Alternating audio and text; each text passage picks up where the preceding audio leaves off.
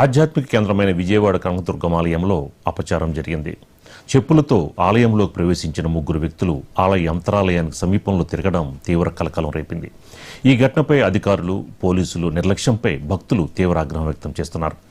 దేవాలయ పవిత్రతని కాపాడాల్సిన అధికారులే ఇలా నిర్లక్ష్యంగా వ్యవహరించడం పట్ల భక్తులు ఆందోళన చెందుతున్నారు.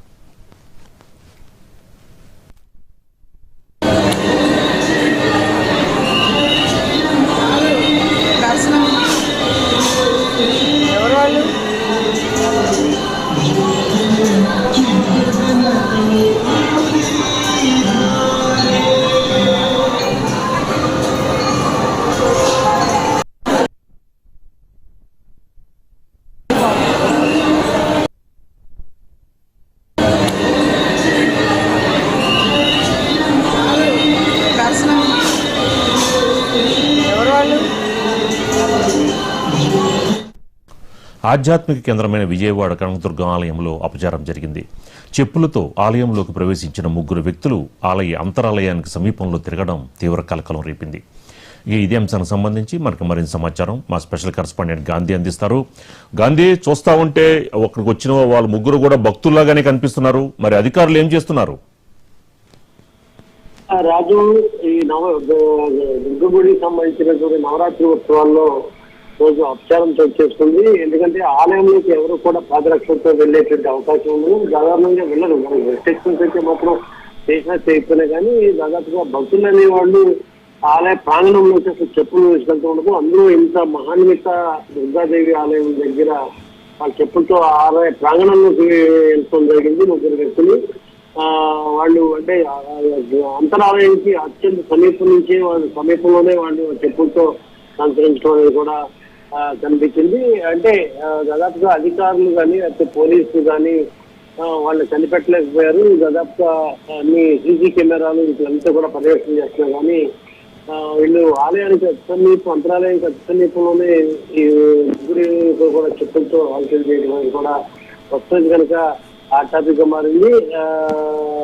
అసలు అధికారులు, సెక్యూరిటీ సిబ్బంది వీళ్ళందరూ కూడా సెక్యూరిటీ సంబంధించిన సిబ్బంది వీళ్ళందరూ కూడా ఉన్నా పాదరక్షలతో వీళ్ళు ఎలా వచ్చారు ఆలయ ప్రాంగణంలోకి అనేది కూడా ఎవరికి అందుబాటులేదు.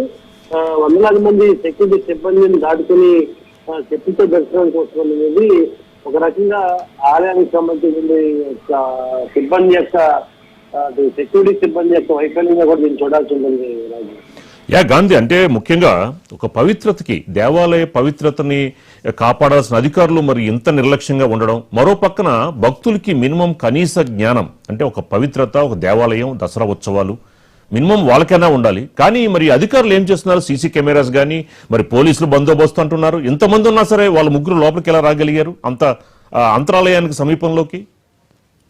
అంటే ఇదంతా కూడా ఒక రకంగా అంటే అధికారులు కానీ సిబ్బంది కానీ వాళ్ళు ఇటువంటి విషయాల్లో క్షుణ్ణంగా గమనించలేకపోవడం అనేది కూడా క్షుణ్ణంగా పరిశీలించకపోవడం అనేది దీంట్లో ప్రస్ఫుటంగా కనిపిస్తుంది.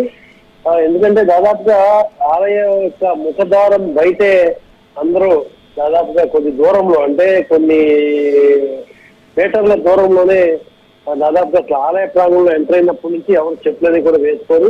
అసలు ముఖ్యంగా ఏదైతే గాలి గోపురం ఉంటుందో గాలి గోపురం బయటే చాలా దూరంలో అయితే మాత్రం చెప్పులు వదిలి వెళ్తారు. సాధారణంగా హిందువుల యొక్క మనోభావాలు కూడా ఆ విధంగానే ఉంటాయి. ఆధ్యాత్మిక కేంద్రం ఇట్లాంటి ఆలయాల్లో, పవిత్రమైన ఆలయాల్లో చెప్పులతో అయితే మాత్రం ఎవరు వెళ్ళేటువంటి పరిస్థితి అయితే ఉండదు. అయితే వీళ్ళు చెప్పులతో ఎందుకు వెళ్ళారు అసలు అనేది విషయం అయితే మాత్రం ప్రస్తుతం ఆరాధిస్తున్నారు. వాళ్ళు వెళ్ళిన వాళ్ళు ఎదిరించి వచ్చారు. అసలు వాళ్ళు రావడానికి చెప్పులతో లోపలికి ఎలా ప్రవేశించారు దాని మీద ప్రస్తుతం కనుక దర్యాప్తు కూడా సాగుతుంది. అయితే సిబ్బంది యొక్క నిర్లక్ష్యం అయితే మాత్రం ప్రస్ఫుటంగా ఇందులో కనపడుతుంది. రాజు, గాంధీ, అంటే ముఖ్యంగా ఈ మొత్తం 11 రోజులు అమ్మవారి నవరాత్రులు ఏంటి, ఎలాంటి ఏర్పాట్లు చేశారు ఆలయ అధికారులు?